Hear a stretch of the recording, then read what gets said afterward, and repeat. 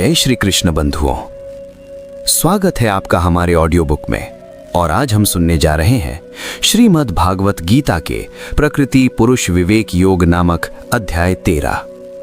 श्रीमद् भागवत गीता जो स्वयं भगवान श्री कृष्ण द्वारा अर्जुन से कहा गया है और संजय अपने दिव्य नेत्रों से धृतराष्ट्र को सुना रहा है।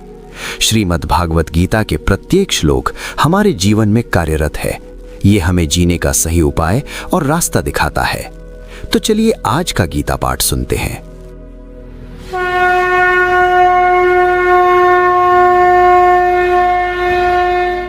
अर्जुन उवाच प्रकृतिं पुरुषं चैव क्षेत्रं क्षेत्रज्ञमेव च एतद् वेदितुमिच्छामि ज्ञानं ज्ञेयं च केशव।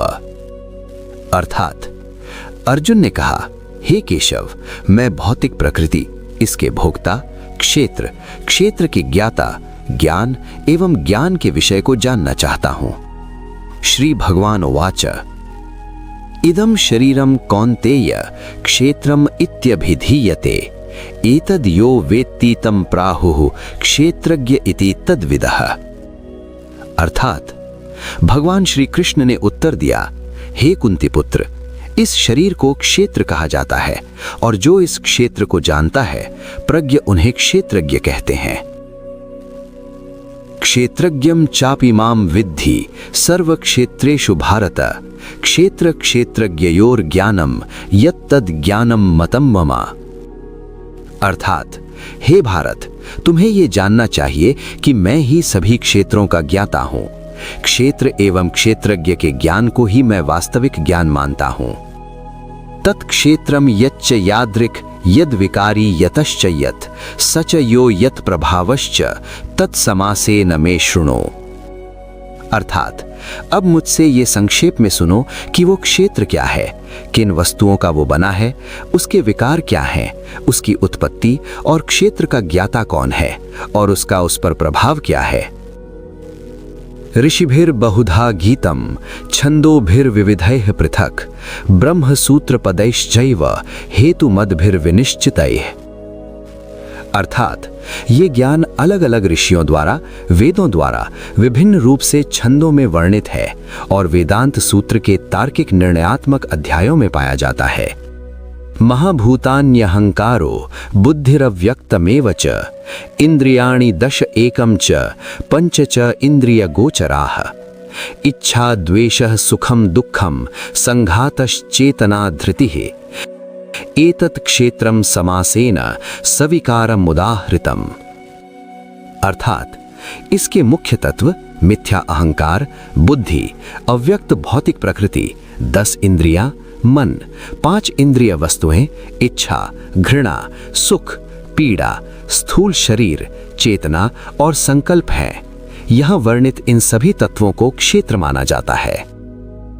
अमानित्वम अदम्भित्वम अहिंसा क्षान्तिरार्जवम आचार्योपासनम शौचम स्थैर्यमात्म विनिग्रह इंद्रियार्थेषु वैराग्यम अनहंकार एव च जन्म मृत्यु जरा व्याधि दुःख दोषानुदर्शनम असक्तिरनभिष्वंगः पुत्रदार गृहादिषु नित्यं च समचित्तत्वम इष्टानिष्टोपपत्तिषु मयि च अनन्य योगेन भक्तिरव्यभिचारिणी विविक्त देश सेवित्वम अरतिर्जन संसदि अध्यात्म ज्ञान नित्यत्वम तत्व ज्ञानार्थ दर्शनम एतद् ज्ञानमिति प्रोक्तम अज्ञानम यदतो अन्यथा।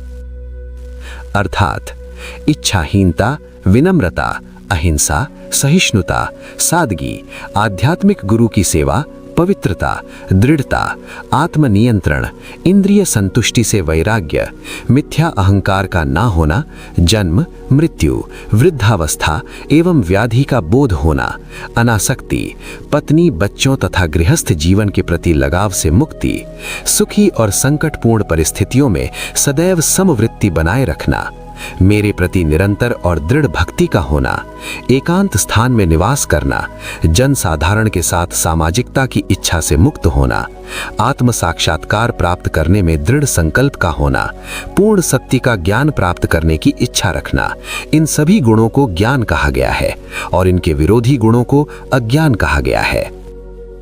ज्ञेयं यत्तत् प्रवक्ष्यामि यज्जान्त्वा मृत्युमश्नुते अनादिमत् परम ब्रह्म न सत् न सदुच्यते। अर्थात अब मैं ज्ञान के उद्देश्य ज्ञेय का वर्णन करूंगा, जिसे जानकर व्यक्ति अमरता को प्राप्त कर लेता है। ये मेरे अधीनस्थ है और ये परम ब्रह्म है जो भौतिक कारण और प्रभाव से परे है। सर्वतः पाणिपादं तत् सर्वतो अक्षिशिरो मुखम सर्वतः श्रुतिमल्लोके सर्वम आवृत्य तिष्ठति। अर्थात उसके हाथ और पैर सर्वत्र हैं, उसकी आंखें, सिर और मुंह सर्वत्र हैं, उसके कान सर्वत्र हैं। इस प्रकार वो सभी वस्तुओं में व्याप्त है। सर्वेंद्रिय गुणाभासम सर्वेंद्रिय विवर्जितम असक्तम सर्वभूतचैव निर्गुणम गुणभोक्त च। अर्थात वो सभी इंद्रियों और उनके प्रकारों को प्रकाशित करता है, हालांकि वो स्वयं किसी भी भौतिक इंद्रियों से रहित है। वो अनासक्त होते हुए भी सभी का पालन करता है। यद्यपि वो सभी भौतिक गुणों से रहित है, तथापि वो सभी गुणों का स्वामी है। बहिरंतश्च भूतानाम अचरम चरमेव च सूक्ष्मत्वात् तद्विज्ञेयम दूरस्थम चान्तिके च तत्। अर्थात वो सभी चल व अचल प्राणियों में स्थित है, वो निकट है और उसी समय दूर भी है, अतः वो अति सूक्ष्म है और उसे पूरी तरह समझना कठिन है। अविभक्तम च भूतेषु विभक्तम इव च स्थितम भूत भर्तृ च तद्गेयम ग्रसिष्णु प्रभविष्णु च। अर्थात यद्यपि ऐसा लगता है कि वो सभी जीवित प्राणियों में विभाजित है, वास्तव में वो अविभाजित है। वही सृष्टिकर्ता, पालनकर्ता एवं सहारक कहलाता है। ज्योतिषामपि तज्ज्योति तस्मसः परमुच्यते ज्ञानं ज्ञेयं ज्ञानगम्यं हृदि सर्वस्य विष्ठितम्। अर्थात उसे अंधकार से परे सभी प्रकाशमानों में सबसे तेजोमय कहा जाता है। वो ज्ञान, ज्ञेय एवं सभी ज्ञान का उद्देश्य है। इति क्षेत्रम तथा ज्ञानम ज्ञेयम चोक्तम समासतः मद्भक्तः एतद्विज्ञाय मद्भावाय उपपद्यते। अर्थात इस प्रकार क्षेत्र, ज्ञान और ज्ञेय को संक्षेप में समझाया गया है। इसे समझकर मेरे भक्त मेरे प्रति प्रेम प्राप्त करते हैं। प्रकृतिम पुरुषम चैव विध्यन्नादि उभावपि विकारांश्च गुणांश्चैव विद्धि प्रकृति संभवान। अर्थात ये जानो कि भौतिक प्रकृति और जीवित प्राणी दोनों का कोई आदि नहीं होता। ये समझने का प्रयास करो कि सभी विकार और प्राकृतिक गुण इस भौतिक प्रकृति से ही उत्पन्न होते हैं। कार्य कारण कर्तृत्वे हेतुर प्रकृतिरुच्यते पुरुषः सुख दुखानाम भोक्तृत्वे हेतुरुच्यते। अर्थात ये कहा जाता है कि भौतिक प्रकृति सभी कारणों व परिणामों का स्रोत है। जीवित प्राणी स्वयं ही अपने सुख एवं दुख के कारण हैं। पुरुषः प्रकृतिस्थः ही भुंगे प्रकृतिजान गुणान कारणम गुणसंगो अस्य सदसद्योनि जन्मसु। अर्थात भौतिक प्रकृति में स्थित जीवित प्राणी भौतिक प्रकृति से उत्पन्न गुणों का भोग करते हैं। इन गुणों के साथ जुड़ाव के कारण जीवित प्राणी जीवन की उच्च और निम्न प्रजातियों में बार बार जन्म लेते हैं। उपद्रष्टानुमंता च भर्ता भोक्ता महेश्वरः परमात्मा तिचाप्युक्तो देहेस्मिन् पुरुषः परः।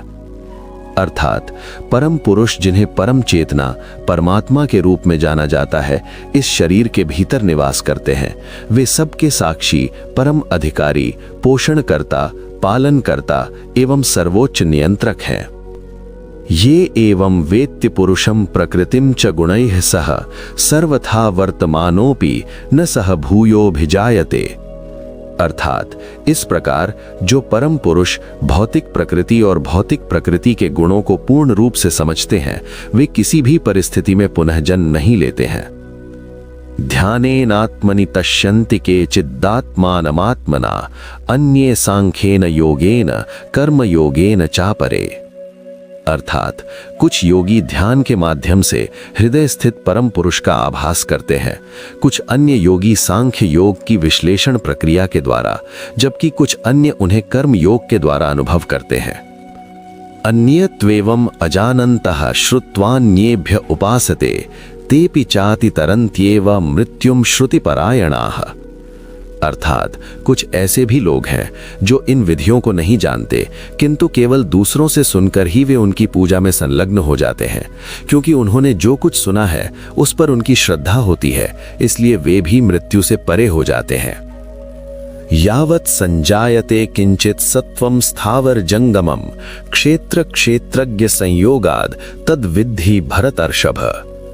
अर्थात हे भरत वंश के सर्वश्रेष्ठ, ये जानो कि जो कुछ चर और अचर विद्यमान है वो क्षेत्र और क्षेत्र के ज्ञाता के संयोजन से ही प्रकट होता है।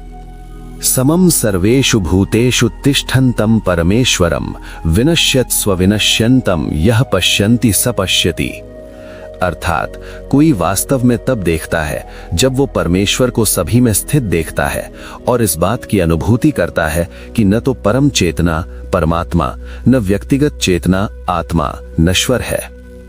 समम पश्यन् हि सर्वत्र समवस्थितम् ईश्वरम न हिंस्तात्मानम् आत्मानम् ततो याति पराम गतिम। अर्थात समान रूप से सभी स्थानों पर परमेश्वर को देखने से व्यक्ति कभी भ्रष्ट नहीं होता और तब वो भगवान के परम धाम को प्राप्त करता है। प्रकृत्येव च कर्माणि क्रियमाणानि सर्वशः यह पश्यन्ति तथात्मानम् अकर्तारं स पश्यति। अर्थात जो ये अनुभूति प्राप्त करता है कि सभी गतिविधियां भौतिक प्रकृति द्वारा ही कार्यान्वित होते हैं, वही समझता है कि वो कर्ता नहीं है। यदा भूत पृथक भावम एकस्थम अनुपश्यति ततैव च विस्तारम ब्रह्म संपद्यते तदा। अर्थात जब व्यक्ति वास्तव में देखने लगता है तब वो अपने स्वयं को अपने शरीर के साथ पहचान करना छोड़ देता है। ये समझते हुए कि सभी जीवित प्राणी समान है, वो ब्रह्म ज्ञान को प्राप्त करता है और सभी ओर उसका विस्तार देखता है। अनादित्वाद निर्गुणत्वात् परमात्मायमव्ययः शरीरस्थोपि कौन्तेय न करोति न लिप्यते। अर्थात हे कुंती पुत्र, परम चेतना परमात्मा का कोई आदि नहीं है। वे भौतिक गुणों से परे हैं, पारलौकिक हैं एवं असीम हैं। यद्यपि वे प्रत्येक व्यक्ति के शरीर में स्थित हैं, किंतु वे न तो कोई कार्य करते हैं न ही वे किसी कार्य से प्रभावित होते हैं।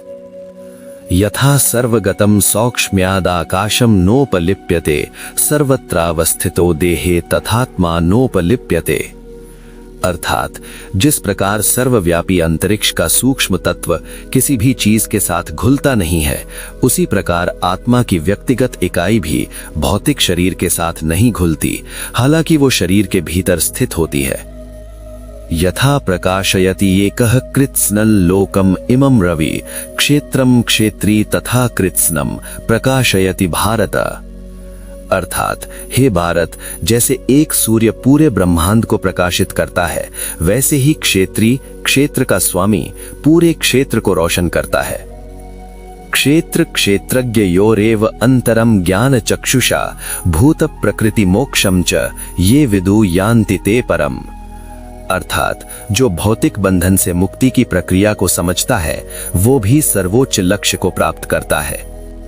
तो इस प्रकार प्रकृति पुरुष विवेक योग नामक अध्याय 13 यहीं पर समाप्त होता है।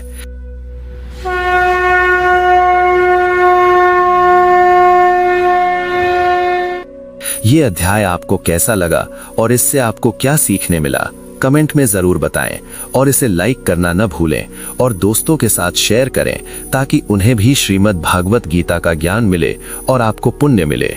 जय श्री कृष्णा।